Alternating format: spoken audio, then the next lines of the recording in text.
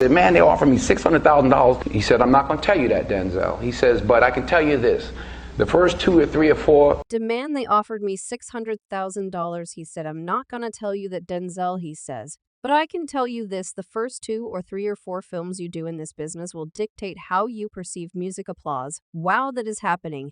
I was lucky enough to have people like my sister, like my family say, yo, you can't go out right now because you said you talking crazy. Thank you. Thank I was so much pain that I really didn't want to face the world, do.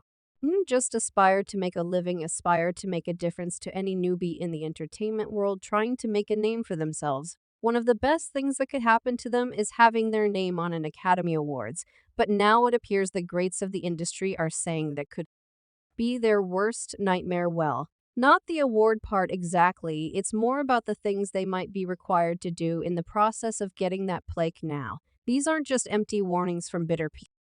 Opal, oh no, these claims are actually coming from the biggest stars in Hollywood, allegedly big names like Denzel Washington, according to them all. Is not as it seems in the industry from the outside, these people who have won all of the top awards and dined with the executives who make things happen in the industry have supposedly revealed that touching the pinnacle of the entertainment industry has come at a cost that is almost equal to their lives. While all of this already sounds as bad as anyone should ever have it, it seems like it only gets worse because these people are almost incapable of getting their lives back. Apparently, the ones that do try are met with the worst fates, and now it appears all these people are beginning to tell their tales of the horrors they've seen in the industry. So, if you thought you'd seen it all in Hollywood, think again. So, what is happening in Hollywood? Nobody knows the worst thing to call somebody is crazy is dismissive. I don't understand this person, so they crazy, from roles being imposed on actors all the way to whole movements being engineered by the top dogs in the business. There's almost no end to the darkness that appears to exist behind the scenes in Hollywood. The only thing that seems to have changed now is the fact that these actors who have had to do this bidding are sick of it. Although many of these actors themselves have reaped all the benefits the elitist lifestyle has to offer, even that doesn't begin to make up for the price they have been made to pay since they started dealing with these executives. Over the years, we've seen several cases of celebrities coming out to talk about the things they've seen when the cameras aren't rolling, but they've almost always been tagged as crazy. Well, if we're being honest, it's not every day you get to find out that a handful of people might be controlling everything that happens in Hollywood.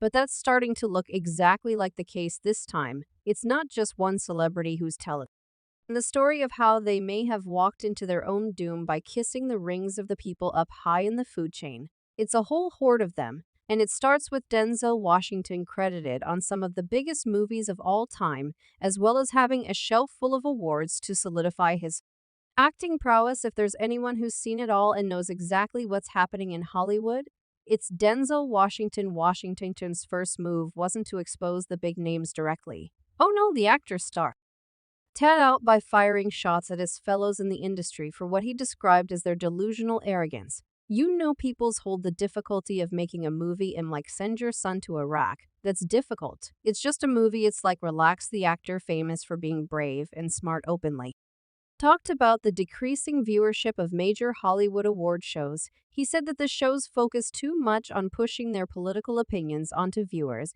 He said that we're in a new time when people are tired of the woke Hollywood elites who act like they're better than others. Washington himself said these people go on stage, congratulate themselves, and tell everyone else how to live. Meanwhile, they live in very expensive mansions. Ridiculous, isn't it? However, not all the most famous stars are affected by this problem. Take Denzel Washington, for example. He's a guy who knows what's important in life, and he's not exactly pleased about how some of his fellow entertainment industry people act, proving that this plague only affects some people. This is not to say the actor didn't deal with his own share of problems over the course of his career. Denzel, who has won an Oscar, doesn't just stop there. He doesn't believe that making movies is super hard. He even compared it to simpler jobs like being a garbage man or dealing with the challenges of war. I like being a garbage man better, but they weren't bad jobs. It's like, people's the difficulty of making a movie and like send your son to Iraq.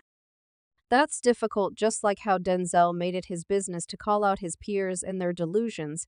Other celebrities have also called out some of the odd things they have also seen play out in the industry. One of these people is Cat Williams, and he chose a more direct approach to exposing his industry. The comedian recently doubled down on how his industry peer Jamie Foxx might have given up his dignity for an award. But that's only half of what he said about the actor about a decade ago when Cat Williams was doing a show in Los Angeles. He said something to the audience. He told them that Jamie Foxx might be gay. The comedian straight up said, "Who's gay, Jamie Foxx?" He even gave a name, saying, "I can even tell you the name of the guy he messed around with. His name is Marcus Anthony. He's the only guy signed to Jamie Foxx's label. I know all the comedians and active secrets. Who's here, Jamie Foxx?" Then the comedian kept going and said a lot of negative things about Foxx. He used strong language and said, "Forget Jamie Foxx and the money he got from Django Unchained." He also said, "They gave me the script, and I said any guy who does this should die." And the next thing I knew, Jamie Foxx was getting ready for the movie. His name is Marcus Anthony. He's the only dude signed to Jamie Foxx's label. Check it out now. The comedian is making more accusations about Foxx. He's saying that Foxx gave up something important to win an Oscar. Honestly, Foxx's journey to success has had many bad moments, and these made Kate think he really did give up something important. Foxx is a person with lots of talents. He started by doing funny skits, and then he became an actor who won an Oscar. Ladies always know.